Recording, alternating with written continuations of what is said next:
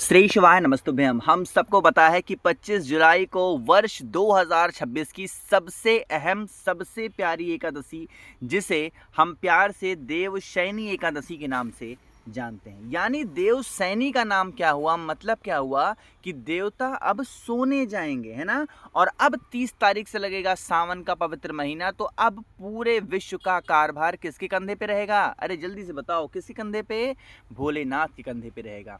तो अब देवता जब सोने जा रहे हैं तो उनके सोते समय एक छोटा सा उपाय करके अगर हम चले आते हैं तो इससे जो हमारी सोई हुई किस्मत है ना, वो जग जाती है। बहुत स्पेशल, बहुत प्यारी सी वीडियो है, बहुत ध्यान से सुनिएगा और एक छोटा सा काम करिएगा, ज़्यादा से ज़्यादा लोगों तक इस वीडियो को शेयर भी करेंगे, ठीक है ना। चलिए समझने की कोशिश करते हैं इस उपाय में आखिर ऐसा है क्या, ठीक है ना। देखो, सबसे पहले कुछ चीज़ों को ध्यान में रखना है। जो देवशयनी एकादशी होती है, इसका मतलब जो भगवान हरि नारायण हैं वो क्या हैं? वो अब सोने जाते हैं, ठीक है ना, निद्रा में। अब जब वो सोने चले जाते हैं तो अब पूरा विश्व कौन देखता है? भगवान हरि नारायण ही। लेकिन अब लगने जा रहा है सावन, तो अब सावन का पूरा एक महीना किसके ऊपर पूरा कारभार रहेगा विश्व संसार का? अपने भोले बाबा के ऊपर, ठीक है ना। लेकिन उपाय के फायदे होंगे हमारे घर में सुख शांति के लिए, तो इसके लिए हमें मात्र और मात्र 2 कमल गट्टे की आवश्यकता पड़ेगी। रिपीट कर रहा हूं, कितने? 2 कमल गट्टे। आगे बढ़ें। कमल गट्टा तो हमने ले लिया। जो दूसरी सबसे बड़ी चीज हमें लेनी है वो होती है हल्दी। देखो, नॉर्मल डेज में जैसे भी हल्दी का उपाय करते हो आप या नहीं करते हो, ये आपके ऊपर है। बट जब कोई विशेष तिथि आती है तो एक चीज़ का ध्यान लिया करो, हल्दी जब भी लो तो उस हल्दी को खड़ी हल्दी लिया करो। क्या लेना है? खड़ी हल्दी। और उस खड़ी हल्दी को कूट करके पीस करके क्या बनाओगे? पीसी हल्दी, ठीक है ना। जाना कहाँ पर है? माता तुलसी के पौधे के पास में। मुझे उम्मीद है या मुझे पूरा विश्वास है कि आप सभी के घरों में माँ तुलसी का पौधा जरूर होगा, ठीक है ना। जिनके घर में माँ तुलसी का पौधा नहीं होता है, उनके घर में कभी भी कोई भी उपाय काम नहीं करते हैं और नज़र टोने टोटके लगते रहते हैं। तो हमेशा अपने घर में माँ तुलसी का पौधा हरा भरा रखो, पहली चीज़। दूसरी चीज़, आप यह उपाय कहाँ पर करेंगे? माता तुलसी के पास में, ठीक। चाहे आपने ज़मीन में लगाया हो, गमले में लगाया हो, कहीं पे भी। तो क्या करना है? सबसे पहले आप लोगों को जो गमला होगा उसी गमले में पहले उस एक कमल गट्टे को रख देना। रिपीट कर रहा हूँ, क्या करेंगे? रख देंगे। कमल गट्टे के ऊपर ओम नमो भगवते वासुदेवाय का स्मरण करते हुए जो खड़ी हल्दी को आपने कूट करके पीसा है वही स्मरण करना है। ओम नमो भगवते वासुदेवाय का ध्यान करके और एक चुटकी क्या करेंगे? हल्दी कमल गट्टे के ऊपर डालेंगे। ये तो हो गई दूसरा काम। इतना करने के बाद में तुलसी माता की कितनी परिक्रमा करोगे? 7 परिक्रमा करनी है, क्लॉकवाइज डायरेक्शन में, जिस दिशा में घड़ी घूमती है, ठीक है ना। इतना भी कर लिया। अब कुछ लोग क्या करेंगे ना, जब कमल गट्टा चढ़ाएंगे, जब हल्दी चढ़ाएंगे, तो वो क्या करेंगे? 1 लोटा जल भर के लाएंगे और माता तुलसी के पौधे में डाल देंगे। यह गलती भूल कर भी नहीं करनी है, ठीक। मैंने क्या बताया कि वर्ष की ये सबसे बड़ी एकादशी है और इस एकादशी पर देवता यानी कि भगवान हरि नारायण सोने जाते हैं। तो जब वो सोने जा रहे हैं तो माता तुलसी क्या है? उनके लिए निर्जला व्रत रहती हैं। और जैसे ही आपने 1 लोटा जल डाला, उनका जो व्रत है वो क्या हो गया? खंडित हो गया। और जब व्रत खंडित हो गया तो उसके बाद आपको दोष लगेगा। इसीलिए मैं बोल रहा हूँ, आपको जल समर्पित नहीं करनी है, दूध समर्पित नहीं करना है। सिर्फ क्या करना है? कमल गट्टे के ऊपर हल्दी डालो, 7 परिक्रमा कर लो, ओम नमो भगवते वासुदेवाय का स्मरण करते हुए और ध्यान करते हुए। बातें क्लियर है?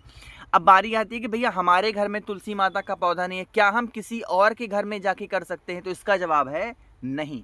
आपके घर में भगवान हरि नारायण की कोई भी फोटो हो, मूर्ति हो, प्रतिमा हो, वैसे रखना चाहिए। जिनके घर में भगवान हरि नारायण की कोई भी फोटो, मूर्ति, प्रतिमा होती है या टंगी होती है, पीतल की हो, चांदी की हो, लोहे की हो, किसी की भी हो, या नॉर्मल फोटो हो, तो उनके घर में हमेशा माँ लक्ष्मी का वास बना रहता है, ठीक है ना। तो इसलिए रखा करो। और यही जो काम मैंने माँ तुलसी के पास बताया है वही काम आप कर सकते हो भगवान हरि नारायण के पैर पे। बातें क्लियर है? चलिए, तो पहला उपाय आप लोग को क्लियर हो गया है देवशयनी एकादशी के। आगे बढ़ते हैं, इस वीडियो पे करने वाले हम लोग दूसरे उपाय की तरफ। और ये जो दूसरा उपाय हम लोग करने वाले हैं वो महादेव का एक बहुत ही चर्चित नाम, जिससे आप सभी का कल्याण होता है। क्या लिखा है, पढ़ो मेरे साथ, कल्याणेश्वर महादेव। ठीक, कल्याणेश्वर महादेव के जैसे नाम से ही पता चल रहा है कि अगर आपका कल्याण नहीं हो पा रहा है, आपके घर में सुख शांति समृद्धि नहीं आ पा रही है, तो आप इस उपाय को निश्चित और निश्चित रूप से करेंगे। ठीक है ना। इसके लिए क्या करना है, जल्दी से बताओ। आपको जो यहाँ पर पेड़ दिखाई दे रहा है, किन्हीं 5 वृक्ष की 5 पत्तियों को लेना है। इतनी बातें सुन लिया, अभी यहाँ दूसरी बातें भी सुनो। मैंने क्या बोला, 5 वृक्ष की 5 पत्तियों को लेना है, लेकिन एक परिवर्तन करना है। वो क्या है, पत्तियों को तोड़ना नहीं है। जो भी व्यक्ति किसी भी वृक्ष की, माँ तुलसी तो छोड़ दो, एकादशी के दिन वो इंसान व्रत है या वो इंसान व्रत नहीं है, अगर वो भूल चूक से भी किसी भी पत्तियों को तोड़ लेता है, टहनियों को तोड़ लेता है, तो उसको बहुत बड़ा दोष लगता है। इस चीज़ का विशेष ध्यान दीजिएगा। ठीक है ना। तो क्या करोगे, जो पत्ते नीचे पड़े हुए हों, एक ही वृक्ष के 5 पत्ते को नहीं लेना है। फिर से बोल रहा हूं, एक ही पेड़ के 5 पत्तों को नहीं लेना है, 5 अलग अलग वृक्षों के 5 अलग अलग पत्तों को लेना है, और अपने हाथों से या किसी से तुड़वाना नहीं है। जो पत्ते नीचे जमीन पे गिरे हों, उन्हीं को उठा करके अच्छे से धुल लेना है और फिर उपाय करना है। पत्ते ले लिए, चलिए। अब पत्ते लेने के साथ आपको छोटी सी बात बता दूं कि बहुत सारे लोग कह रहे हैं कि भैया सावन का पवित्र महीना आ रहा है और हमारी शादी नहीं हुई है, तो क्या हम साड़ी पहन सकते हैं, सूट? कपड़ों के विषय में मुझे कोई भी टीका टिप्पणी नहीं करनी है, मैं बहुत बार फंस चुका हूं। आपकी इच्छा हो, आपके परिवार अलाउ करते हैं तो आप साड़ी पहन सकते हैं, आपका परिवार अलाउ करता है तो आप सूट पहन सकते हैं। बस आप अपने हिसाब से परिधान को चूज करा करिए और उसी हिसाब से पहना चाहिए। नियम क्या है कि सावन के पवित्र महीने में हरी चीज़ों का बहुत बड़ा महत्व है, तो आप कोशिश करेंगे हरी चीज़ों को पहनेंगे। बाकी जो कलर का पहनना हो, आपकी पसंद हो, आप पहन सकते हो। ठीक है ना। चलिए, अब उन 5 पत्तों को आपने ले लिया, लेके कहाँ पहुँचे, शिव शंभु भोलेनाथ के शिवलिंग के पास में फेस रखना है, उत्तर दिशा, नॉर्थ डायरेक्शन। यहाँ पर पहुँच करके सबसे पहला काम आप लोग को करना होगा कि जो 5 पत्ते हैं उनको आपको समर्पित करना है भोले बाबा के शिवलिंग के ठीक ऊपर। एक एक करके समर्पित करते जाएंगे। कल्याणेश्वर महादेव का स्मरण ध्यान आपको करते जाना है। किसका? कल्याणेश्वर महादेव का स्मरण ध्यान आपको करते जाना है। और फिर आपको 1 लोटा शुद्ध जल तांबे के लोटे से श्री शिवाय नमस्तुभ्यम का जप करते हुए समर्पित करना है। करके देखिएगा, जो आपकी परेशानियां होंगी, जो आपकी समस्या होगी, वो दिन प्रतिदिन कम होते होते होते होते और एक दिन खत्म हो जाएगी। ठीक है ना। तो 2 उपाय समझ में आ गया होगा। आगे बढ़ते हैं इस वीडियो के तीसरे उपाय की तरफ, जो कि स्पेशली किस लिए करना है हमको, धन संपदा, खूब सारे पैसे के लिए करना है। कैसे करना है सब कुछ बात करेंगे, लेकिन सबसे पहले वीडियो को लाइक करिए। मेरे जितने भाई बहन आवाज़ पहली बार सुन रहे हैं, चैनल को ज़रूर सब्सक्राइब करेंगे। बाकी सावन का पवित्र महीना आ रहा है, आपको कोई भी रुद्राक्ष या कोई भी रतन राशि लेनी है या कोई भी राशि के हिसाब से आपको ब्रेसलेट बनवाना हो, तो आप मुझे व्हाट्सएप पे मैसेज कर सकते हैं 8299419143। ठीक है ना।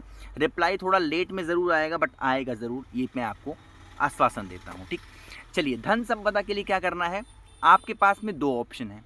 पहला, तो आप चाहो तो गुड़ ले सकते हो, और दूसरा चाहो तो गन्ने का रस ले सकते हो। ठीक है ना। गन्ने का रस भी इजीली अवेलेबल है और गुड़ भी इजीली अवेलेबल है।